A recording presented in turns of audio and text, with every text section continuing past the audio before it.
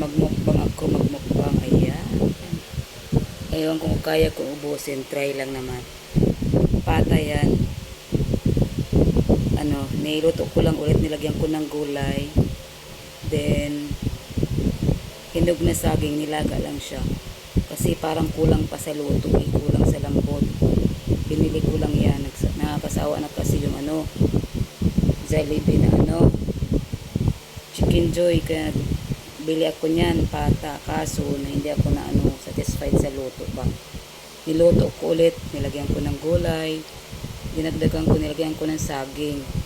Tapos may lako na mangga. Bumili din ako. Tapos yung rice, ang pantulak tubig na lang siguro. Umpisahan natin. Tingin nyo. Kaya ko kaya yan ubusin? Kita ba ako?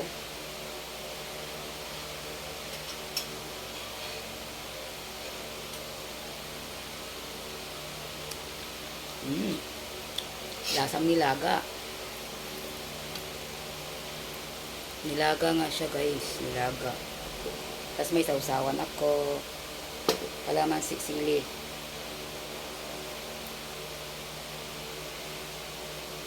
First time ko magmukbang.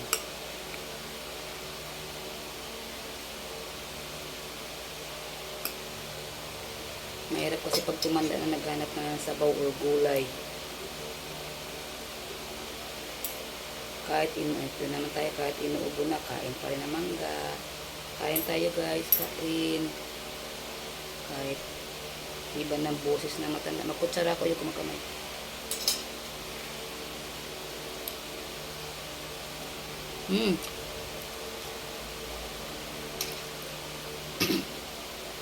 Hanghang.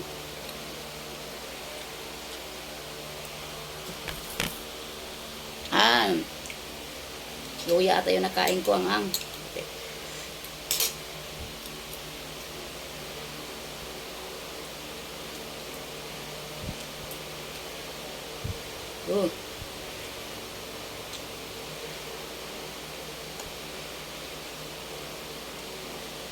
Pag tumatanda na tayo hanap na tayo ng gulay, sabaw. Nakain ko pa yung luya. Kasi nilaga lang ko.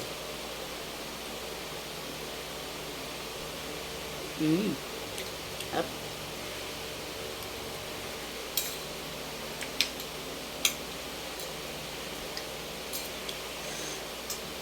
Nakain ko yung luya.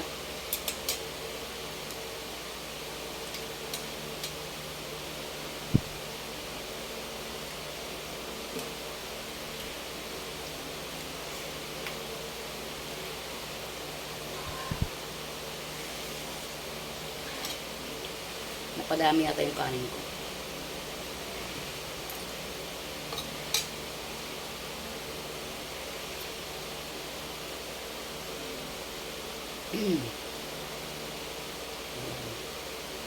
Pata yan, pata. Nilagang pata, rinihit ko lang. Tinimplahan ko, nilagyan ko ng gulay. Saba. Nasaging. Kulang kasi lambot, matigas. Gusto ko malambot Saka tinimplahan ko ulit.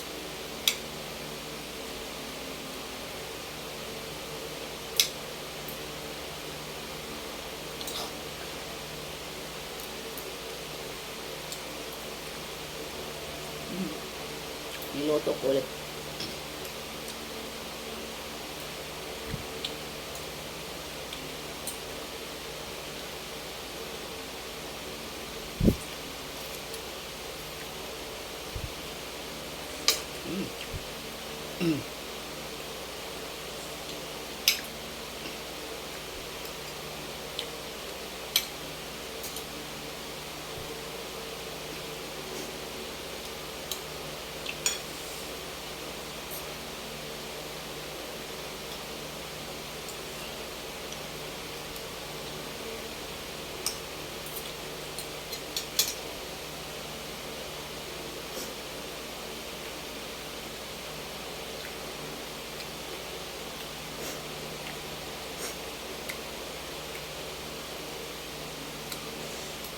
Anghang. High blood.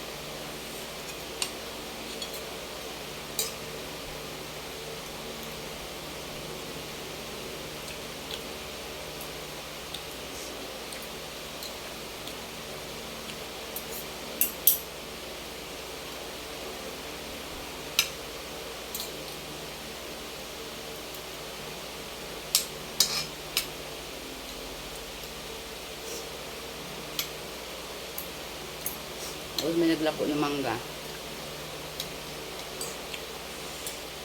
Mahalang kilo.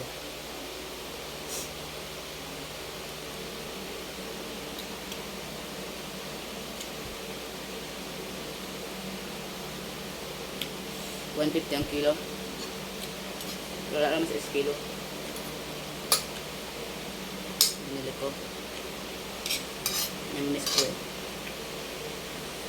Ay, black.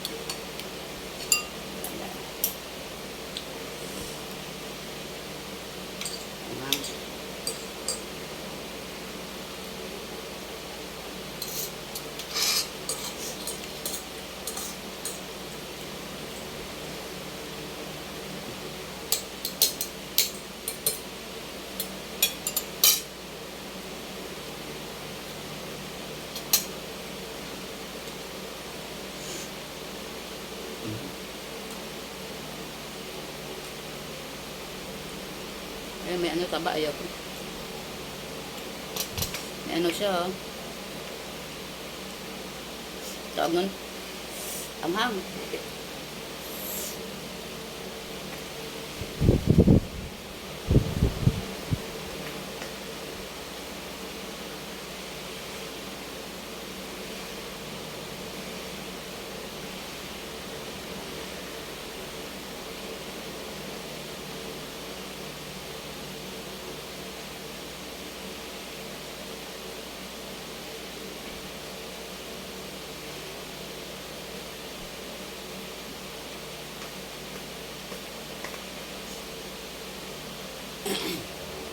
Oh, you want to eat banana, be?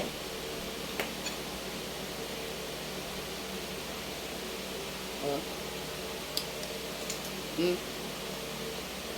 Come on, banana. Eat banana. Ah. Bakit yung iba? Parang masarap kumakain ng may sili. Ako hindi ko kaya. May ano siya.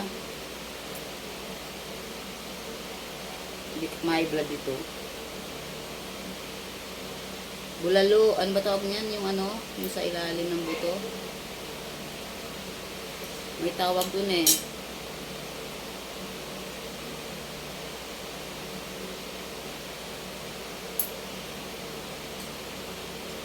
Ito yung ano, banana dun. Dali na. Bawal ka ito kinakain ko. Rice. Ano? Gusto mo himayin ko yung banana? Malaki ba yan? Come on. Very good. Ate Kiara, you want to eat banana din? Anak ko? Wala ko. Come on. Ito, banana. Come on. Lilo is dead. Ikaw, Didit. Ikaw, banana. Ikaw na maghimay bangga, ha? Aking mga alaga. Nagkain yung ate nila. Kakain din daw sila. Malaki? Sige na. Eat na. Tingnan na si Lilo. Nag-eat.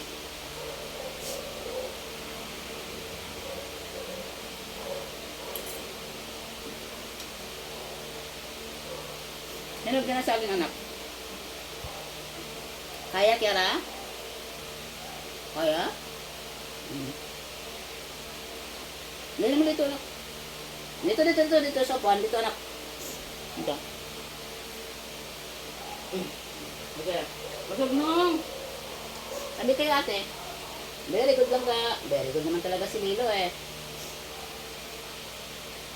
Sige na, eat na. Alaga ko 2 aso. Puro babae. Pag anong kinakain ni ate nila, kailangan nakakain din sila. Pero banana yung binibigay ko. Saba. Si Lilo, hindi pa kumain ng food nila. Si Kiara kumain na eh.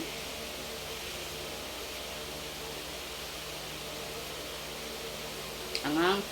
Tuloy isipon ko. Mas lalong hindi mawala tong ubo ko nito eh. Angang pala.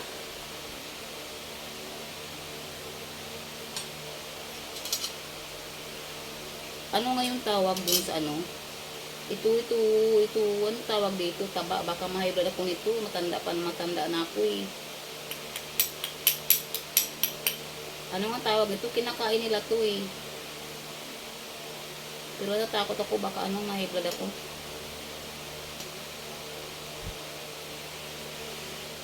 May tawag dyan eh. Nakalimutan ko. Palagi ko yung napapanood, kinakain nila yan eh. Bulal. Hindi eh. Ano ba tawag nun? May tawag dyan. Hindi rin bulalo.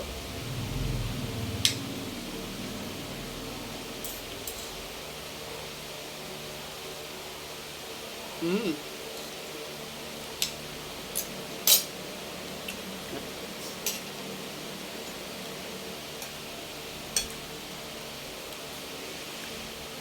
$120 lang binili ko.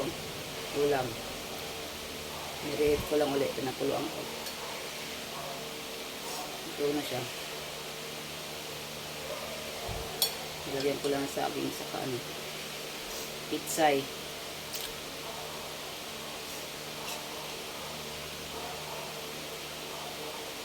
Nilagang pata.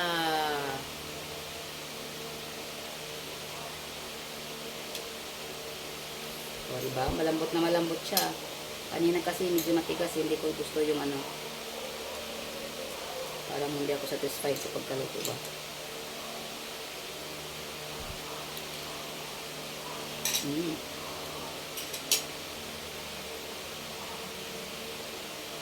Where is your banana? Wala lang nga po eh. Ubos na sa inyo? Very good naman yan.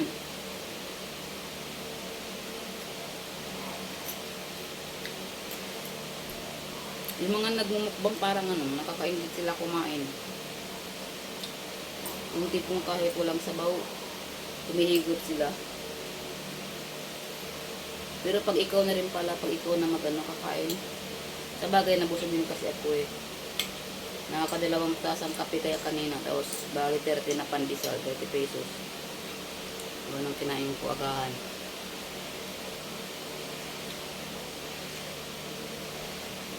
Tapos isang mangga.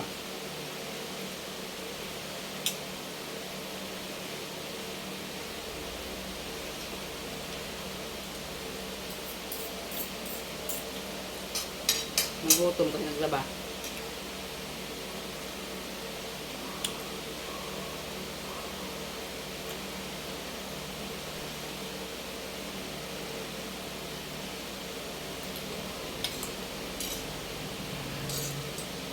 Matanda, kailangan kumain.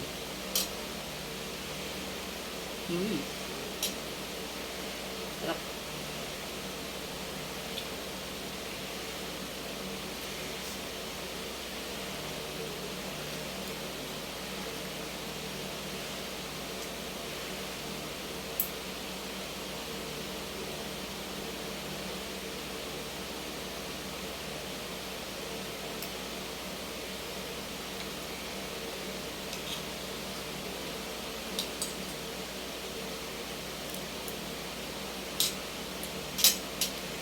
Mukhang hindi ko maubos yung ano, kanin. Saka yung ulam. Parang hindi ko maubos nito kaya. Nasaan yung banana nyo? Is na? Buti pa kayo. Yummy no. Meron pa doon. Binili si ate. Pahinugin natin na. Laga natin mamaya para mag-eat kayo. Favorite niya. Gila. Sabana. Banana. Huwag lang kamote. Kasi si Kiara, kumakain na sila ng kamote.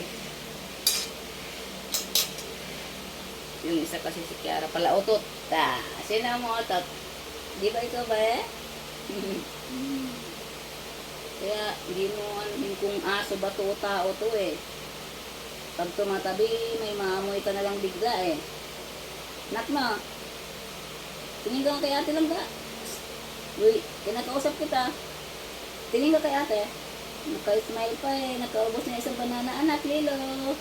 Dito ka, B. Hindi. Papap ikaw. Sa upuan. Come on, anak. Nasaan na banana? Ubos na banana? Ubos na banana namin, ate. Kausap ko araw-araw, 2 aso. Hindi sumasagot pero nakikinig.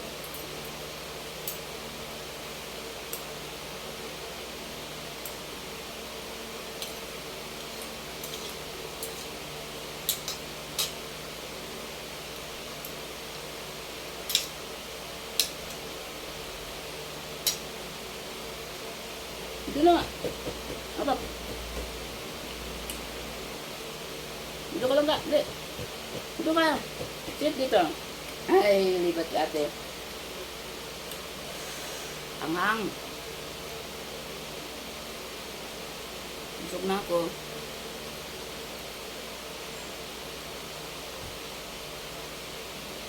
Hindi ko maubos. Mamaya naman. Pag matanda ka na pala, kunti lang kunti na lang kinakain mo. Madali ka na mabusog. 47 na kasi ako eh. Magay ka nga lang ka. Ito yung kausap ko araw-araw. Umaga, tanghali, gabi. Aamuyin niya. Ano ulam ate? Grabe siya pag makaamoy. Aamuyin niya anong kinakain mo. Anong kinakain ni ate? Yummy ba? Binigyan na kita ah. Anong kinakain ng ate? Ha? Ito yung aso na hindi pinapalabas kasi ma-dirty yung paa. Kasi katabi namin matulog to sa kama. Kaya hindi namin pinapalabas sa labas para hindi ma-dirty yung paa. Nasa loob lang. Hindi ba, Belilo? Tapos, si Ate Kiara, takot sa daga yan. Hindi mo alam kung aso ba yan o tao. Ito, si Super Lambing na paraihi.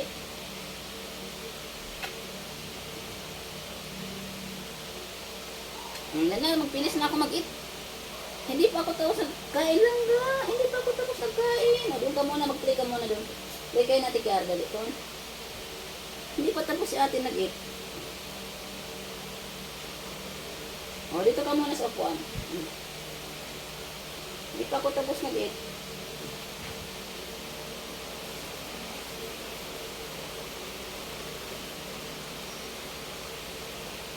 Sa susunod, maririnig ko na lang yan. Sasagot na yan sa akin. Simula nang bumalik ako dito, ilang buwan na. Kasama ko sila araw-araw. Yan. Araw, gabi. Kasama ko yan. Napakalapit yan sa akin yung dalawa na yan. Ayan. Sila yung kasama ko. Ito naman si Kiara. Maldita yan.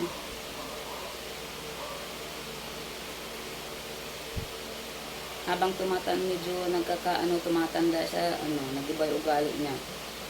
First time kong kasi natatago siya sa ilawalaw ng upuan, tapos akat na kami sa taas. Yung kinuha ko siya, sinakbal niya yung kamay ko, nagagalit siya. Tinatawag ko kasi ayaw lumapit. Tapos tinakpan ko ng teddy bear yung para hindi makalabas.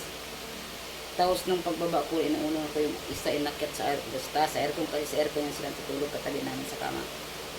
Tinunga ko siya, tinanggal ko yung pagdukot ko sa kanya, sinakbal yung kamay ko. Pero yung kagat niya, hindi naman as in siguro nanakot lang. Pero siyempre, nagugulat ako nung kinagat niya ako. Wala naman sugat sa kamay. Kumbaga yung tunog ng parang yung galit niya, parang panakot lang ba. Pero nagugulat ako eh. Kaya, nagiba yung ugali niya habang tumatanda din siya. Naging masungit. Iyon isa doon, si Lilo, mabait yan. Hindi yan nangangagat kahit anong gawin namin dyan, pati daddy niya eh. Ito yung dalawa palagi nagantay sa mami nila pag galing sa trabaho, daddy. Ang routine namin, pag galing kami sa labas, alala na ako. Paglalabas lang ako, bibili ako sa tindahan. Pagpasok ko, yung routine namin. Kailangan kargahin mo. Dalawa. Isa-isa, magpapakarga yan. Kasi yun ang routine namin. Pag nasa labas, pagpasok ko ng pinto, karga agad. Galing sa palengke, magpapakarga yan sila. Kaya imbis na pagod ka, wala yung pagod mo. Buti pa yung aso sa lubong sa'yo eh. Sa lubong sa'yo para magpakarga. Di ba, be? Love mo si Ate Lor? Love mo si Ate Lor, nak? Ito yung mga babies ko eh. Kasama-sama ko. Araw-araw ko yan, dalawa sila kasama ko. Yan ang kausap ko. Paano yung alaga ko sa trabaho. Yung isa medtech, yung isa nurse. Pag nandito sa bahay tulog, di kami magkakausap. Depende na lang pag wala silang pasok. Yung magkausap kami sandali, pagkakain, yun. Eh ito, maghapon kong kasama dito sa baba. Minsan, pag nalulungkot ako, siyempre, namiss ko yung mama ko dun sa amin, mga kapatid ko din. Itong dalawang aso lang yung na kinakausap ko. Sila lang. Tapos minsan, pag nanonood ako sa Facebook, tapos bigla na lang, tutulo yung luha ko. Tapos minsan, pag makikita ko ng dalawa kong alaga, sinasabihan ako, bakit na naman daw? Umiiyak. Wala lang.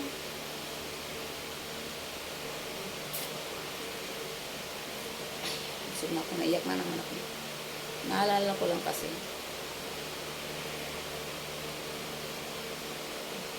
Wala. Naalala ko lang.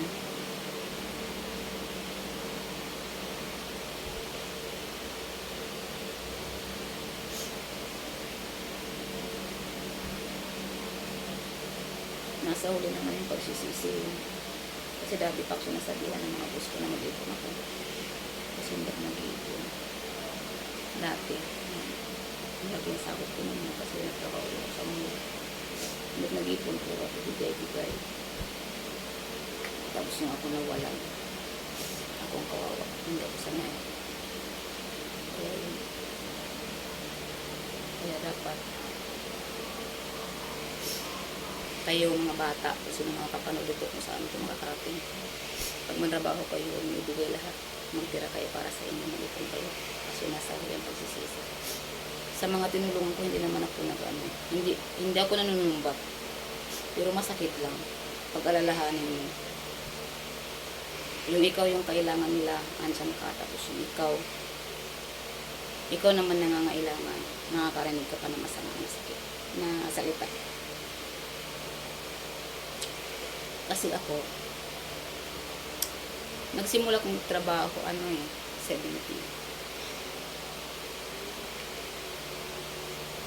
Wala. Naiyak na naman.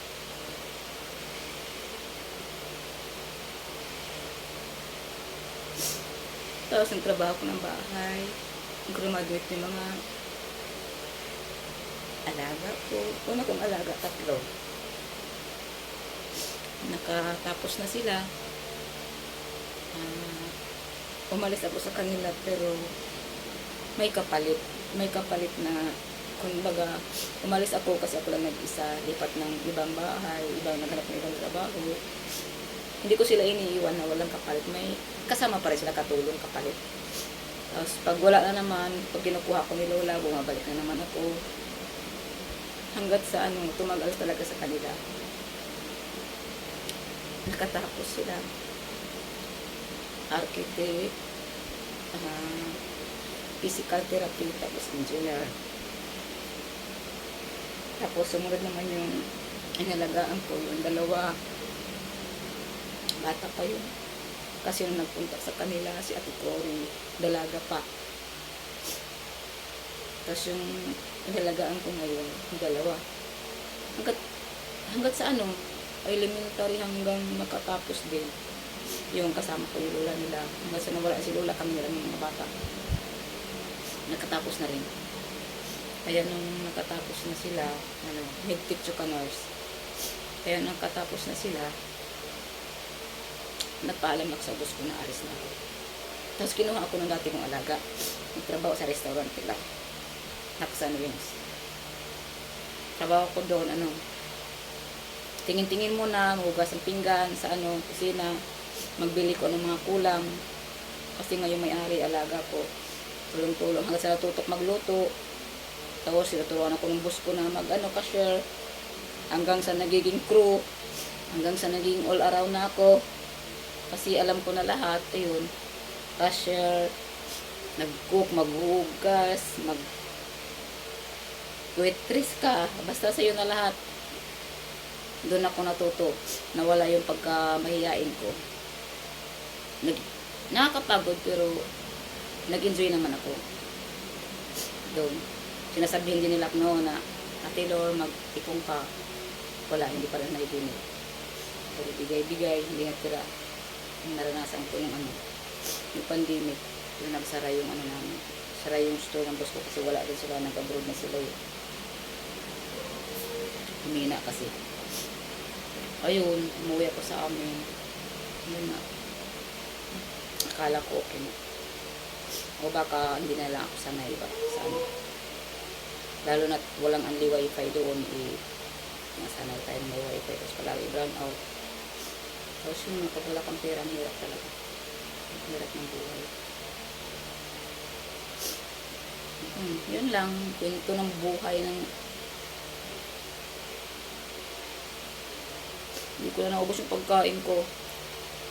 Naiyak pa po, napakwento pa po. Hindi ko talaga iwasan Naalala ko pa rin.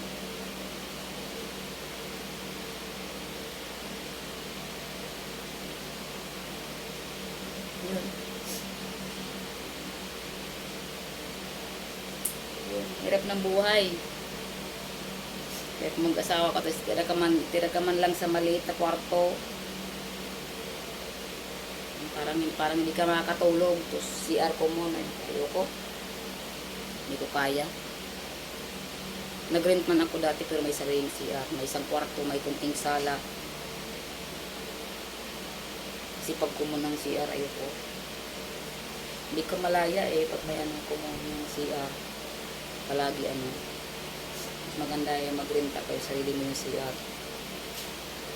Kunting sala, isang kwarto, diba? Malaya ka. Pwede ka magluto. Sarap kaya buhay noon. Wala yung pagkamahiyain ko nun. Nung pumasok na ako sa restaurant, siyempre, kailangan mo yung mga namimili, customer na bumibili. Nabubudol din ako minsan isang beses. Walang iya yun, laki-laki ng katawan. Di ba, Lela? Yun lang. Salamat sa panonood. Haba na ng video ko.